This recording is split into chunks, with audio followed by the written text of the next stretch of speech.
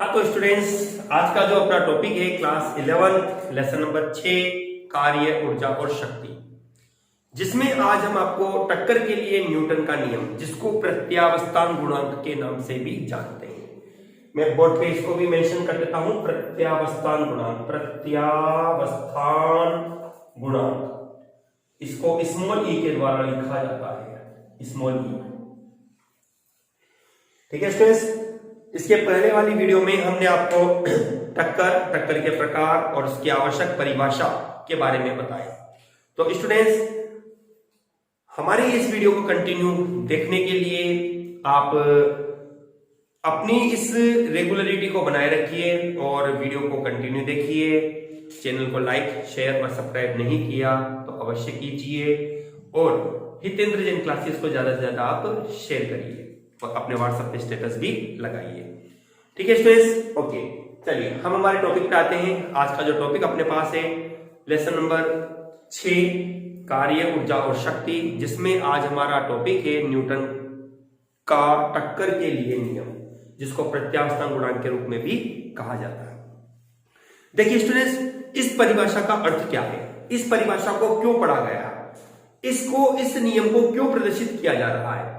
तो इसमें इस नियम को प्रदर्शित करने का केवल एक कारण है कि जो न्यूटन अपने नियम के आधार पर कहता है, उसके आधार पर आप ये पता कर सकते हैं कि टक्कर जो है वह पूर्णतः प्रत्यास्थ है या अप्रत्यास्थ है। आप इस प्रकृति के आधार पर टक्कर की प्रत्यास्थता को यहां प्रदर्शित कर सकते हैं। ठीक है स्टूडेंट्स, चलिए तो हम ये कहते हैं हमारे इस वीडियो में कि न्यूटन का प्रत्यावस्थान गुणांक का फॉर्मूला क्या बनता है, इसका नियम क्या है, इसको अपन लिखते हैं। तो न्यूटन के नियम के अनुसार टक्कर के पश्चात आपेक्षिक वेग और टक्कर के पूर्व आपेक्षिक वेग का अनुपात नियत रहता है।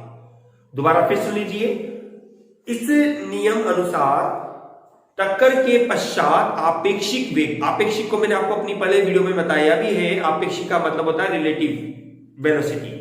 ठीक है, एक दूसरे के सापेक्ष प्रदर्शित करना। ठीक है, तो हमने कहा टक्कर के पश्चात, जैसे हमने कहा हमारे पास दो कण हैं जिनका प्रारंभिक वेग है u1 और u2, अंतिम वेग है v1 और v2। तो टक्कर के पश्चात आपेक्षिक वेग बनता है v2 माइनस v1 या v1 माइनस v2। टक्कर के पूर्व आपेक्षिक वेग बनता है आपके पास u1 माइनस u2 या u2 माइनस u1 के रूप में, और डिपेंड करेगा कंडीशन पे। तो इनका जो अनुपात होगा वह आपके पास नियत होगा, जिसको हम प्रत्यावस्थान गुणांक कहते हैं। अभी पूरी डिटेल्स आपको आगे मिलेगी, पहले हम इसके नियम को बोर्ड पे लिखते हैं ताकि आप अपने रिटर्न नोट्स यहां पर बना सके। चलिए स्टूडेंट्स, लिखते हैं अपन। न्यूटन का प्रत्यावस्थान गुणांक क्या कहता है अपने को, इस नियम के अनुसार, इस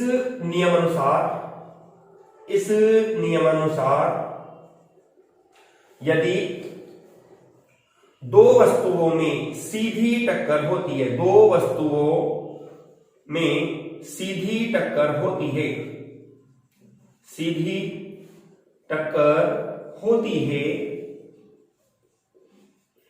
तो टक्कर के पश्चात उनकी आपेक्षिक वेग,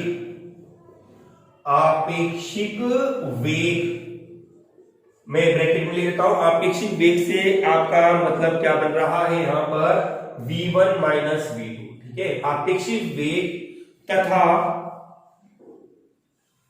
टक्कर से पूर्व तथा टक्कर से पूर्व उनके आपेक्षिक वेग, जैसा मैंने कहा टक्कर के पूर्व हमने वेग माना है u1 और u2 के रूप में, तो हमने कह दिया यहां पे आपेक्षिक वेग है u1 माइनस u2 के रूप में, का अनुपात नियत रहता है, जिसे टक्कर का प्रत्यावस्थान गुणांक कहते हैं, प्रत्यावस्थान गुणांक स्मॉल ई कहते हैं। ठीक है स्टूडेंट्स, अर्थात अपन इसको एक डेरिवेशन के रूप में लिखें तो अपन ये कहेंगे यहां पे ये जो गुणांक आपके पास बनता है ये आपके पास नेगेटिव रूप में लेता है। ठीक है, यहां पर मैं एक रिमार्क करता हूं, ये ध्यान रखना आप, प्रत्यावस्थान गुणांक आपके पास, प्रत्यावस्थान गुणांक जो आपने लिखा है ई नेगेटिव रहता है। यदि आप यहां पे कंडीशन उल्टी लिख देते हो ना u2 माइनस u1 तो माइनस साइन हटा सकते हो आप यहां पे। ठीक है ना, तो हमने कहा अर्थात अपने पास कंडीशन होगी, अर्थात प्रत्यावस्थान गुणांक, प्रत्यावस्थान गुणांक E बराबर आपके पास बनेगा, प्रत्यावस्थान गुणांक E बराबर बनेगा आपके पास टक्कर के पश्चात आपेक्षिक वेग बटे टक्कर के पूर्व आपेक्षिक वेग, आपेक्षिक वेग। ठीक है, आप इसको लिख सकते हैं, माइनस इन आएगा, E बराबर आपके पास बनेगा v1 माइनस v2 बटे u1 माइनस u2। आप ध्यान रखिए, यदि आप इनमें से किसी एक को भी उल्टा लिख दिया तो आप चाहो तो इस माइनस के चिन्ह को यहां से हटा सकते हैं। ठीक है, यहां आपके पास u1 और u2 जो है प्रारंभिक वेग है, v1 और v2 टक्कर के पश्चात अंतिम वेग है। इसको लिख देते हैं अपन यहां पर, यहां u1 व u2 टक्कर से पूर्व कणों का वेग व v1 व v2 टक्कर के पश्चात अंतिम वेग है, अंतिम वेग है। ठीक है स्टूडेंट्स, इस तरह से हमने इस चीज को नोट कर लिया आपके पास कि प्रत्यावस्थान गुणांक के आधार पर आप टक्कर की पहचान कैसे करेंगे। इसको अब मैं आपको यहां पर बताता हूं। देखिए, जैसे कि अपन ने कहा था अभी हमारी लास्ट वीडियो में कि टक्कर सामान्यतया दो प्रकार से बनती है। ठीक है ना, टक्कर सामान्यतया दो प्रकार से बनती है, जिसको अपन प्रत्यास्थ और अप्रत्यास्थ के रूप में कहते हैं।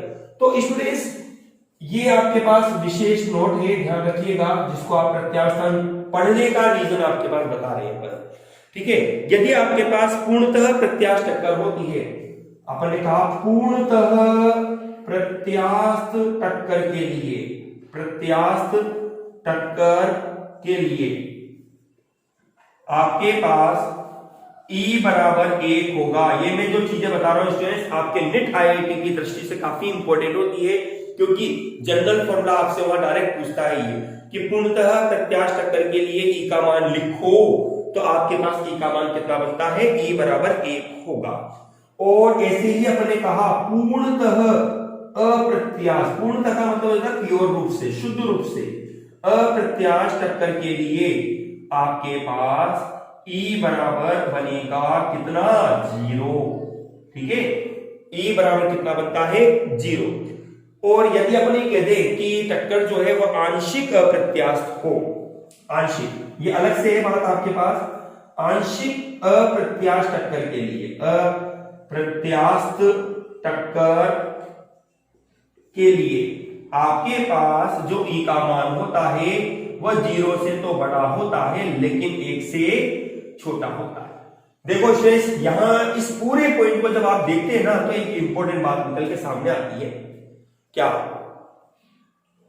क्या बात आती है? ये बात आती है कि E का जो मान होगा ना, वो 0 और 1 के बीच में होगा। ठीक है ना, 1 से बड़ा E का मान आपके पास प्राप्त नहीं होगा। ठीक है स्टूडेंट्स, इस तरह से स्टूडेंट्स मैंने आपको अभी तक बताया अपने टॉपिक टक्कर के लिए प्रत्यावस्थान गुणांक, जिसमें हमने कहा कि इस प्रत्यावस्थान गुणांक जिसको न्यूटन ने प्राप्त किया था के आधार पर आप कणों की टक्कर की विशेषता को प्रदर्शित कर सकते हैं, जिसके आधार पर हम ये कहते हैं कि टक्कर के पश्चात आपेक्षिक वेग और टक्कर के पूर्व आपेक्षिक वेग का अनुपात नियतांक होता है, जिसे प्रत्यावस्था गुणांक ई के रूप में कहते हैं। क्या कहते हैं? ई, स्मॉल ई। ठीक है, इसके आधार पर अपन कह सकते हैं ई बराबर बनेगा माइनस टक्कर के पश्चात आपेक्षिक वेग बटे टक्कर के पूर्व आपेक्षिक वेग। आपेक्षिक वेग का मतलब हो गया प्रारंभ में, प्रारंभिक और अंतिम, मतलब आगे पीछे जो कण हैं उनके वेग को सापेक्ष रूप में लिखना, वही आपके पास आपेक्षिक बल के रूप में परिभाषित होता है। तो हमने कहा ई बराबर बनेगा माइनस के v1 minus v2 upon u1 minus u। यदि आप यहां पर किसी एक को उल्टा कर देते हो, इसको या इसको, जैसे आपने यहां लिख दिया v2 माइनस v1, तो माइनस में हट जाएगा, आपके पास जरूरत नहीं है फिर माइनस में आपको लगाने की। ठीक है, हमने इसके आधार पे कहा कि u1 और u2 तो प्रारंभिक वेग है कण के, और v1 और v2 जो है कणों का टक्कर के पश्चात अंतिम वेग कहलाता है। स्टूडेंट्स, इसी के आधार पे मैंने प्रत्यावस्था गुणांक ई के आधार पे ही आपको बताया टक्कर तीन प्रकार, सामान्यतः दो प्रकार बनते हैं, तीसरी तो अपनी विशेष अवस्था के रूप में होती है। यदि टक्कर पूर्णतः प्रत्यास्थ है तो ई का मान आपके पास 1 होगा, और यदि टक्कर अप्रत्यास्थ टक्कर होती है तो ई का मान आपके पास 0 बनेगा। ठीक है, और यदि टक्कर आंशिक अप्रत्यास्थ हो, ठीक है, आंशिक अप्रत्यास्थ से मतलब है शुद्ध रूप से प्रत्यास्थ भी नहीं होना और शुद्ध रूप से अप्रत्यास्थ भी नहीं होना, तो ऐसी स्थिति में जो ई का मान होगा वह 0 से तो बड़ा होगा लेकिन 1 से छोटा होगा। ठीक है स्टूडेंट्स, जल्दी से इसका स्क्रीनशॉट लीजिए।